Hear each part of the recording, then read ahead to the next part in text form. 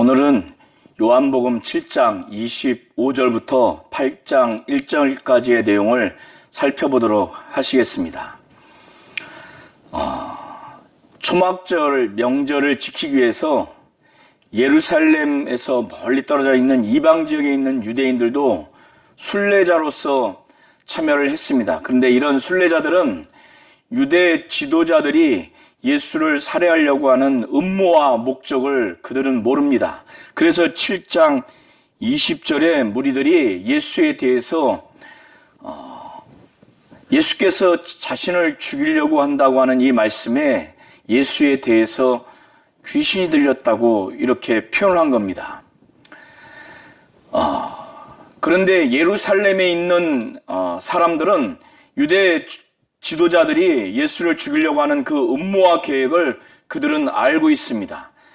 이런 상황 하에서 7장 1절부터 24절까지 예수께서는 유대 지도자들과 논쟁을 하셨고, 이 이후에 예루살렘에 있는 사람들이 예수께서 담대하게 성전에서 가르치는 것을 보게 됐습니다. 그런데 당국자들, 유대 지도자들이 이 예수에 대해서 분명히 죽이고자 하는 목적과 계획을 그들이 알고 있는 상황인데, 이런 예수에 대해서 왜 아무 말도 하지 않을까?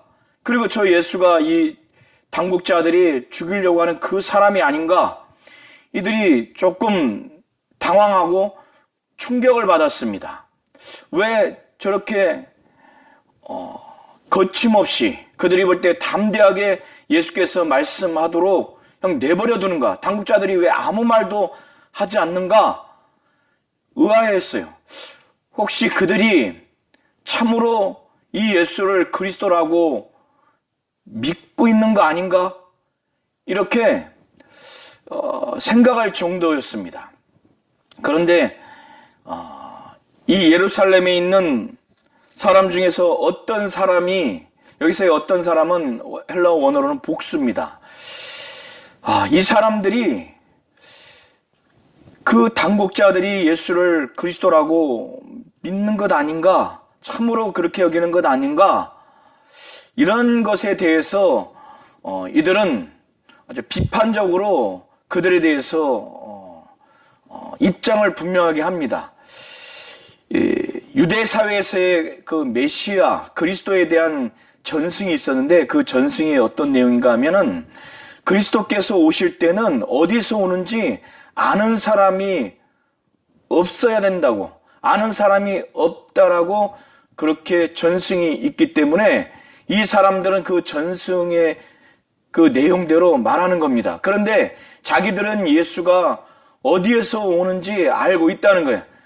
그들은 갈릴리 출신으로서 예수를 알고 있고 그 지역에서 온 자로 알고 있기 때문에, 자신들은 이미 알고 있기 때문에 유대 전승에 의하면 그리스도께서는 어디서 오는지 알지 못해야 된다는 거예요. 그런데 자기들이 알고 있기 때문에 이 예수는 그리스도가 아니라고 하는 것을 지금 간접적으로 말하고 있는 겁니다. 그리고 당국자들이 참으로 그리스도인 줄 알았다면 그것에 대해서 비판을 하고 있는 거예요. 예수께서는 이미 이런 사람들이 하는 말, 이들의 마음을 다 아시는 분이세요. 그는 전지하시기 때문에. 그래서 말씀을 증거하는 중에서 이들의 이 입장, 이들의 말을 알고 있기 때문에 예수께서는 말씀을 가르치는 중에 성전에서 아주 크게 외치면서 말씀합니다. 이렇게 크게 외쳤을 때는 그 외치는 선언 자체가 준엄한 선언입니다. 그 내용 자체가 아주 준엄한 내용이라는 그런 의미입니다. 예수께서 성전에서 가르쳐 외쳐서 말씀하시기를, 너희가 나를 알고 내가 어디서 온 것도 알거니와.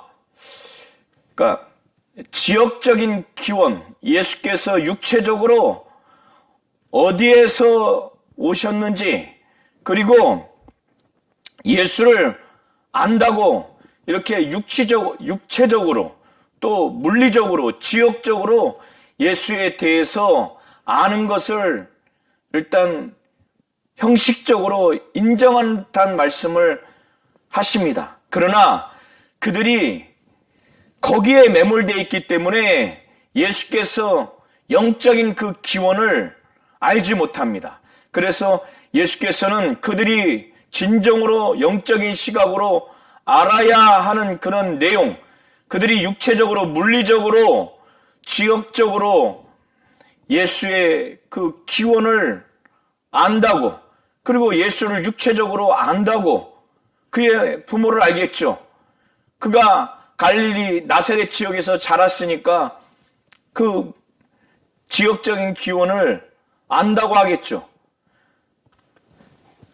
예수께서는 그들이 알지 못하는 영적인 차원의 그 신적인 기원을 예수께서 말씀하시기를, 내가 스스로 온 것이 아니니라 나를 보내신 이는 참되시다.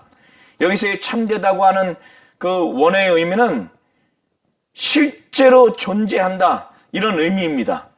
그래서 자기는 스스로 온 것이 아니라고 말씀하시면서 자기를 보내신 바로 하나님 아버지는 참되시다, 실제로 존재하시는 분이다. 그런데 너희들은 그를 알지 못한다. 그러나 나는 안다. 자신이 아는 이유에 대해서 말씀하기를, 나는 그에게서 나왔고 또 그가 나를 보내셨기 때문에 자신은 자기를 보내신 하나님 아버지를 분명히 안다는 거예요. 그래서 이들에게 너희는 나를 보내신 자 곧 하나님 아버지를 모른다고 하고, 그리고 자신은 스스로 온 것이 아니라 아버지께서 보내셨다, 이런 말씀을 하니까 그들이 들을 때 심기가 아주 불편했어요. 그래서 예수를 잡아서 죽음에 넘기려고 그들이 예수를 잡고자 했지만은 어떤 한 사람도 예수를 손을 대는 자가 없었어요. 왜? 그들이 죽이고자 하는 의지가 약하거나 또 그들이 그런 의욕이 없어서가 아니라 아직은 예수의 때가 아니기 때문에, 여기서 예수의 때가 아니라고 하는 것은 하나님이 예수를 통해서 고난당하시고 죽으시고 부활하시고 승천하시는 그 모든 하나님의 목적과 그 계획을 나타내는 시간인데, 여기에서는 예수가 고난당하시고 죽으시는 때가 아니기 때문에 그들이 잡고자 했지만 그 누구도 손을 댄 자가 없다는 겁니다. 그런데 무리 중에서 많은 사람들이 그 이전에 예수의 표적을 보면서 또 이 말씀을 들으면서 많이 믿는 자가 생겼어요. 물론 이 믿는 자들도 이 이후에 보면은 믿음이 온전한 자들은 아닙니다. 어쨌든 이 당시 기준으로 예수의 표적과 지금 예수께서 하신 자신의 신적 기원, 이 부분의 말씀을 듣고 무리 중에 많은 사람들이 믿었어요. 믿고 나서 말하기를, 그리스도께서 오셔서 그 그리스도가 표적을 행한다 할지라도 이 사람이 행한 표적보다 더 많겠느냐, 더 많으랴. 유대인들에게 있어서는 그리스도로 인식할 수 있는 그 근거의 하나가, 표시의 하나가 표적이었습니다. 그리스도는 자신의 정체성을 나타내기 위해서 표적을 보여야 한다는 것이 유대인의 그 인식이었어요. 그런데 이들이 볼 때 예수는 많은 표적을 행했기 때문에 그리스도께서 오신다 할지라도 그 행하실 표적이 이 사람, 곧 예수께서 행한 것보다 더 많으랴. 이미 많은 사람이 예수에 대해서 믿은 겁니다. 이렇게 예수를 잡아서 죽음에 넘기려고 부정적으로 대하는 사람과 또 많은 표적을 또 보고 예수의 지금 신적 기원에 대해서 말씀하신 이것을 듣고 믿는 자들이 생겨서 그들 가운데 막 옥신각신하지 않겠습니까? 수근수근하지 않겠습니까? 그런데 그 얘기가 바리새인들의 귀에까지 들어간 거예요. 바리새인들은 공회원으로서 유대 민족에 있어서의 공식적인 공회의가 산헤드린이라고 하는데, 바리새인은 그 중에서 회원입니다. 그 사람들의 귀에 들렸으니 심기가 좀처럼 좋지가 않죠. 이미 죽이려고 하는 대상인데, 지금 무리들이 한 사람은, 한 부류는 부정적으로, 한 부류는 긍정적으로 이렇게 여겨서 그들 가운데 수건수건 되니까 심기가 안 좋아요. 그래서 대제사장들과 바리새인들, 이들은 공회의 회원입니다. 이들이 아랫사람, 곧 좀 직급이 낮은 사람, 그 사람들을 잡으려고 보냅니다. 그 사람들은 대제사장 수하에서 성전의 경비를 담당하는 경비병으로 보시면 됩니다. 뭐 오늘날로 경찰 역할을 하는 그런 사람들이죠. 그런 사람들을 보냅니다. 왜 보냈죠? 잡아서 죽이려고. 그런데 그 사람들이 예수 앞에 오는 것을 예수께서 보시면서, 유대인들과 그 사람들이 오는 것을 보면서 그 죽음을 앞에 두고, 물론 나중에 6개월 후에 6월절에 예수는 그때 잡혀갑니다. 그런데 지금 자신을 죽이고자 잡아오라고 하명을 받은 그 경비병들 다수가 지금 오는 것을 보는 가운데 예수께서는 그들을 포함해서 유대인들을 향해서 말씀합니다. 내가 너희와 함께 조금 더 있다가 나를 보내신 이에게로 돌아가겠다. 너희가 나를 찾아도 찾지 못할 것이고 또 나 있는 곳에 오지도 못하리라. 저와 우리 모든 성도님들은 이 예수의 말씀을 분명히 이해를 하시죠. 이것은 창세 전에 아버지와 아들과 성령이 함께 계셨던 그 신들의 하늘, 그 영계에서 이미 아버지는 그의 목적, 그의 하나님의 의도에 따라서 예수께서 이 땅에 오셨어요. 고난당하시고 죽으시고 부활하시고 승천하셔서 다시 하나님 보좌 우편에 지금 가 계신 겁니다. 이것을 아주 짧게 말씀하신 것이에요. 그래서 조금 더 너희들과 함께 있다가 나를 보내신 이에게로 돌아가겠다. 그래서 너희가 나를 찾아도 찾지 못할 것이고 나 있는 곳에 오고자 해도 오지 못할 것이다. 이렇게 말씀을 이것을 전제로 해서 말씀을 하신 것인데, 당연히 유대인들은 영적인 시각이 없기 때문에, 예수를 믿고 성령을 받은 자들이 아니기 때문에 이들은 육체적인 시각으로 예수의 말씀을 이해하게 되는 것이죠. 그러니까 도무지 이해를 못해요. 그래서 그들끼리 서로 의아심으로 묻습니다. 도대체 이 사람이 어디로 가기에 우리가 그를 만나지 못하리요? 헬라인 중에 흩어져 사는 자들, 디아스포라 유대인들을 말하는 겁니다. 그들에게 가서 그 지역에 있는 헬라인들, 오늘날로 이제 그리스 지역이죠. 헬라인들을 가르칠 터인가? 약간 좀 비아냥조로, 비판적인 조로 표현을 하는 겁니다. 예수께서 나를 찾아도 만나지 못할 터이요 나 있는 곳에 오지 못하리라 한 이 말이 무슨 말이냐? 당연하죠. 이들은 육체적인 시각을 갖고 예수의 말씀을 이해하려고 하기 때문에 물리적인 그 장소의 먼 지역으로 가는 것 아닌가? 그래서 헬라 지역, 그리스 지역에 흩어진 유대인들 가운데 가서 헬라인들, 그들을 가르칠 터인가? 그것 이상으로는 상상할 수가 없는 겁니다.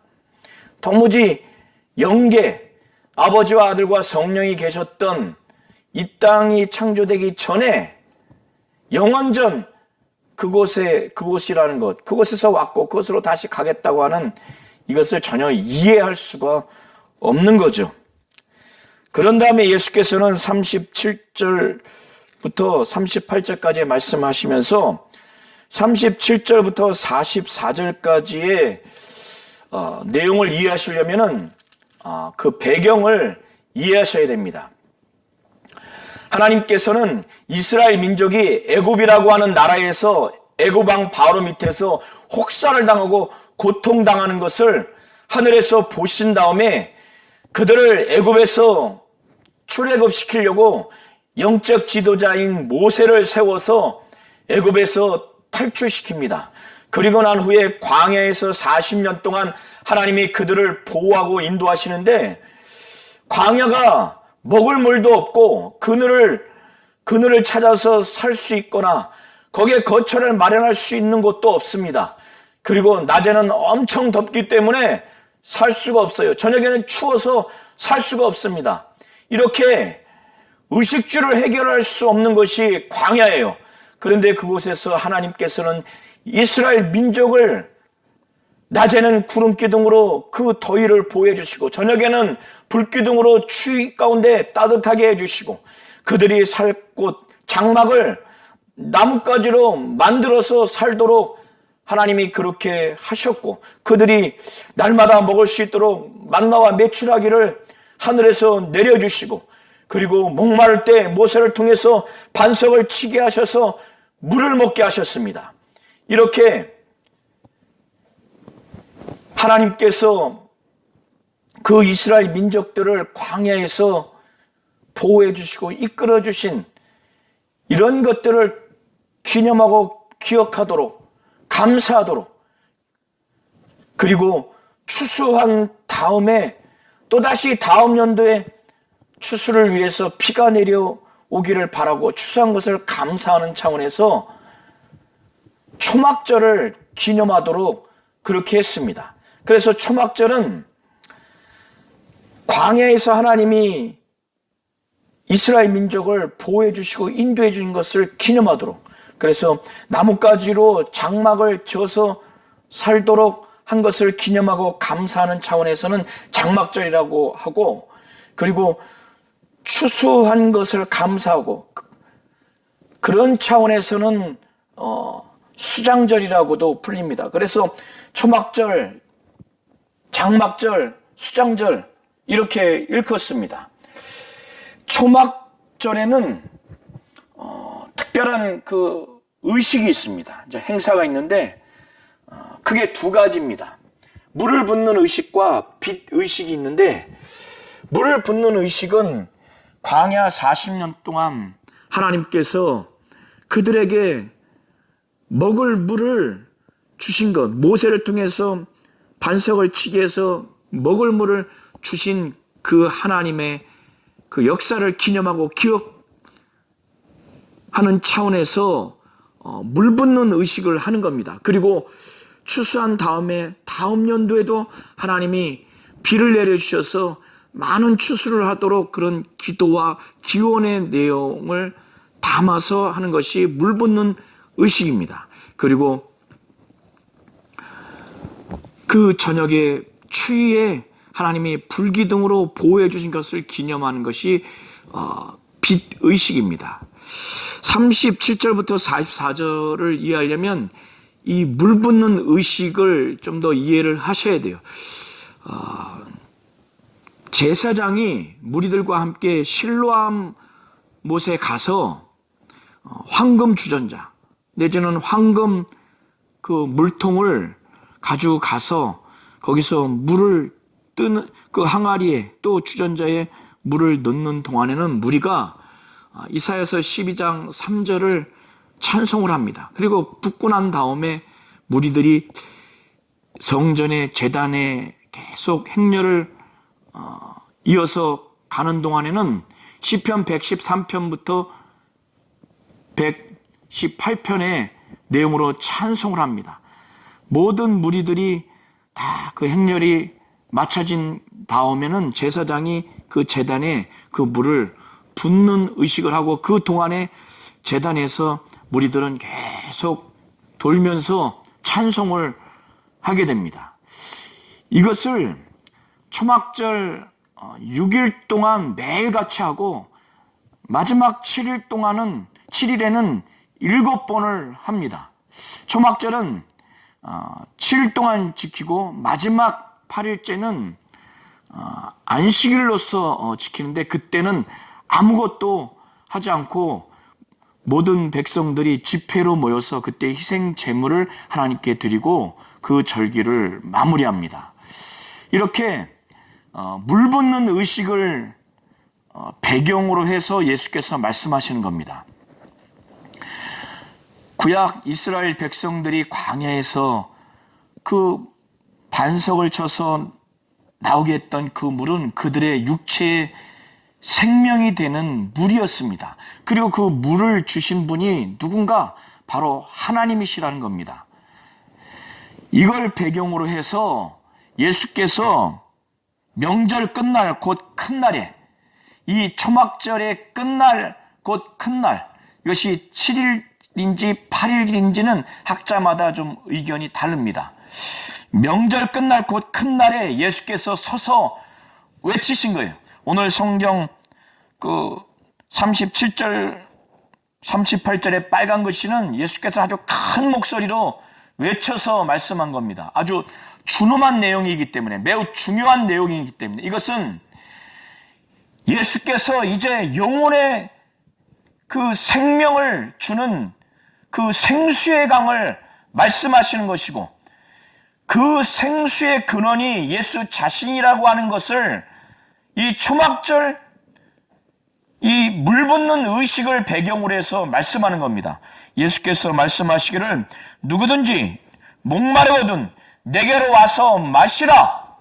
나를 믿는 자는 성경의 이름과 같이 그 배에서 생수의 강이 흘러 나오리라. 그러니까 육체의 목마름이 아니라 영혼의 목마름을 두고 말씀하는 겁니다. 영혼이 죽어 있기 때문에 얼마나 영혼이 살고자 그 영적인 그 갈망, 영적인 그 갈급함, 이것을 예수께서 말씀하시는 것입니다.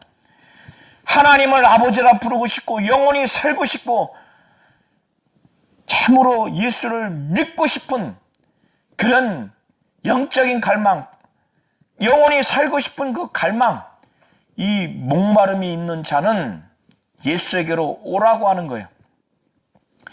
내게로 와서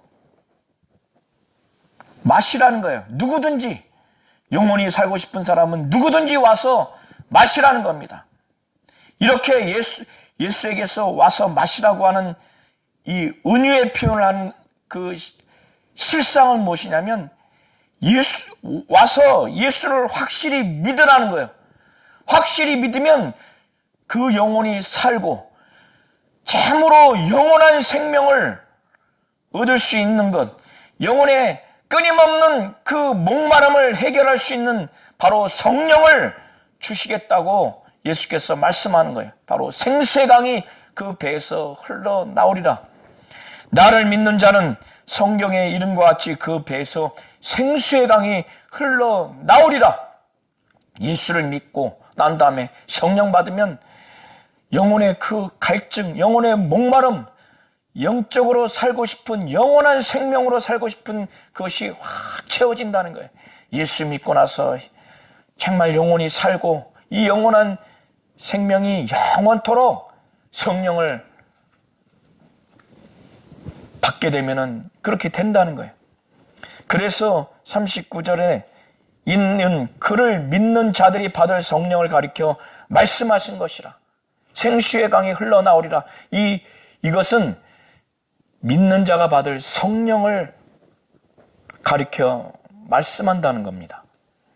그런데 예수께서 아직 영광을 받지 아니하셨으므로 성령이 아직 그들에게 계시지 않았다는 거예요.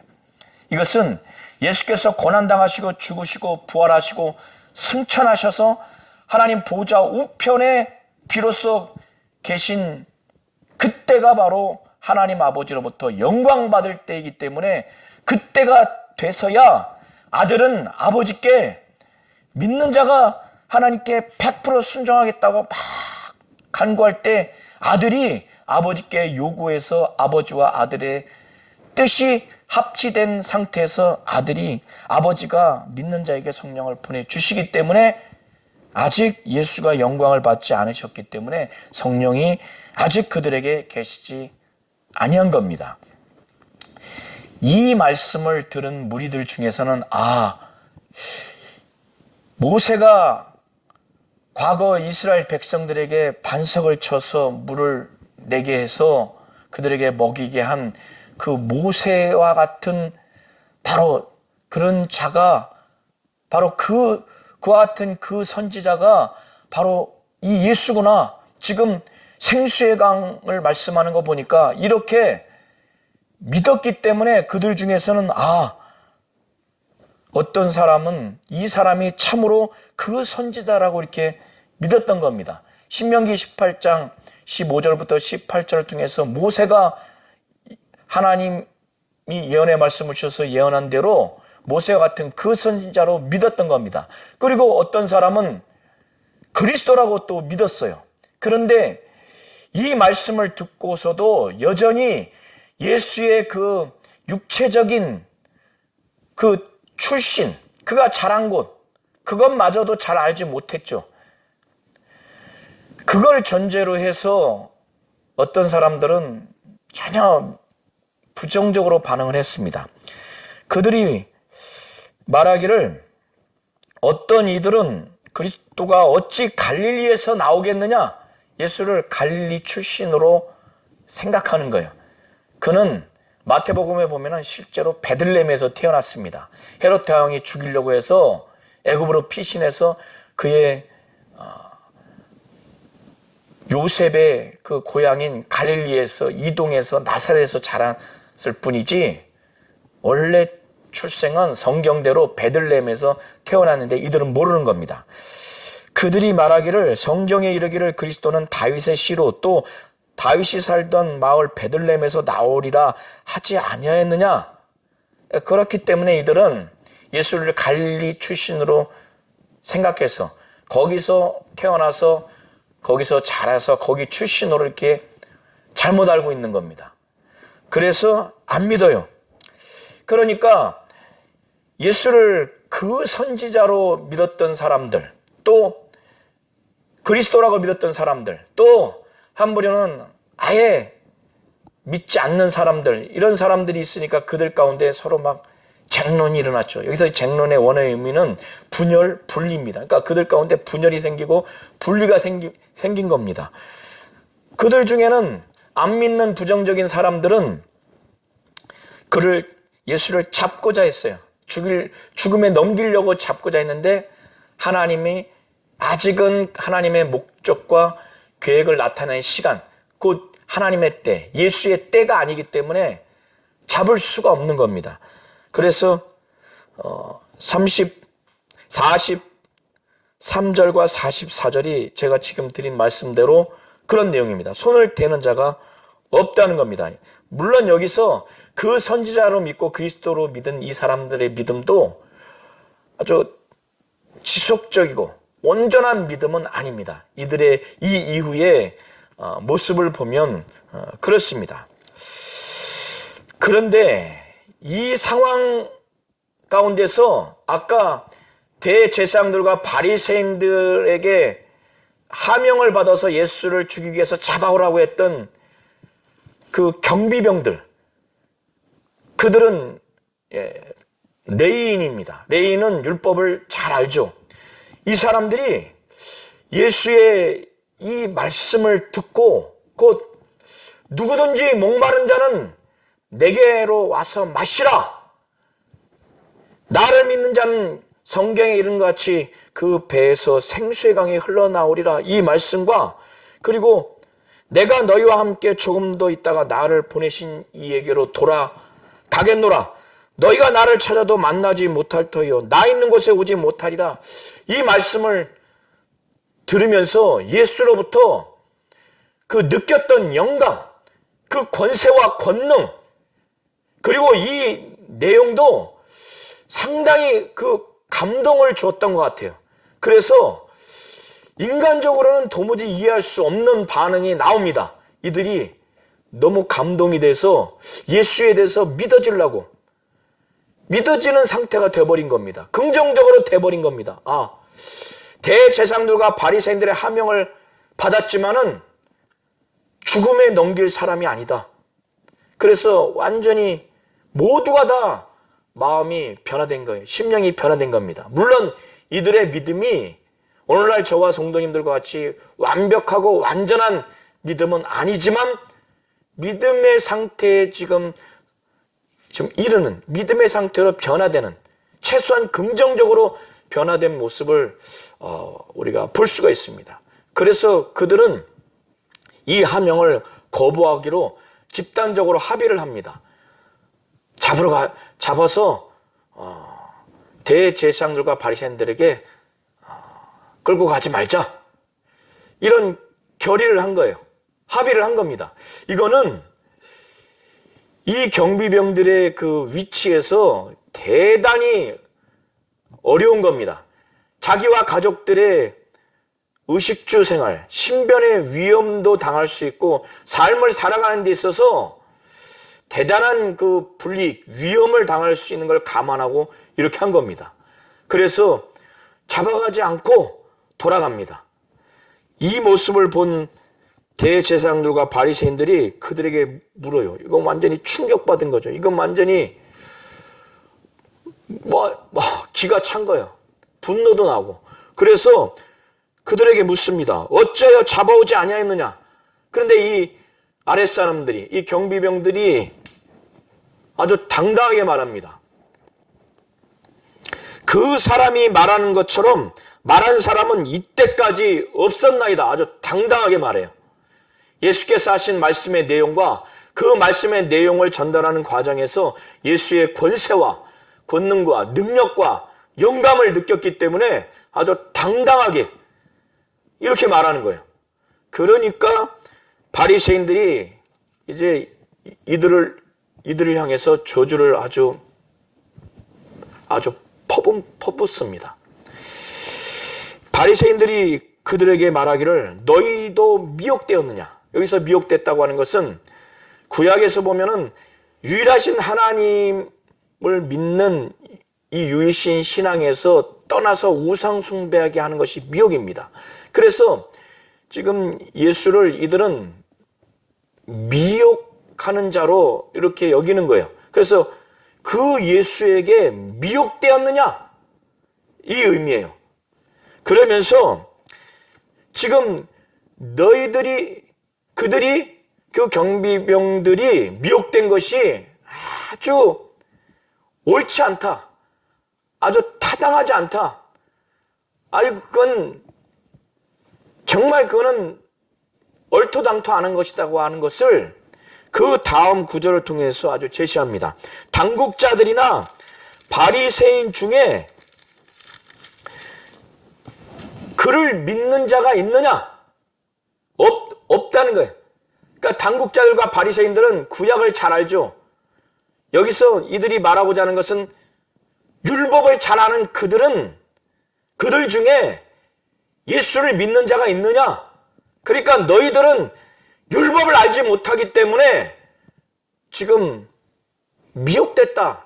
이런 의미예요. 율법을 정말 잘 아는 자들 중에는 정상적인 사람이라면 믿는 자가 없다는 거예요.